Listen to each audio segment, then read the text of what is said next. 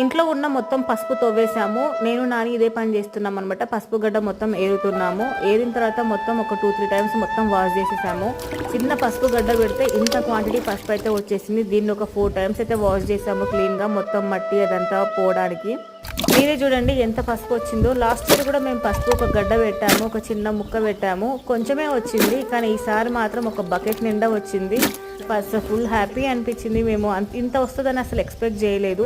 మొత్తం క్లీన్ చేశాక ఈ పసుపు గడ్డ మొత్తం ఆరబెట్టాము. కొంతమంది ఏమో దీన్ని ఉడకబెట్టి వేరే ప్రాసెస్లో పొడి చేస్తారట, మేము అట్లా చేయలేదు. ఇట్లా మొత్తం గాలికి ఇట్లా ఆరబెట్టేసాము. తడంతా పోయిన తర్వాత నెక్స్ట్ డే వచ్చేసి ఆరిన పసుపు గడ్డ ఉంటుంది కదా, దాని మీద సన్న లేయర్ మొత్తం ఇట్లా పొట్టులా ఉంటుంది కదా, అది తీసేసి ఇట్లా చిప్స్ చేసేది ఉంటుంది కదా, అది మొత్తం ఇట్లా పీసెస్ లాగా కట్ చేసాము.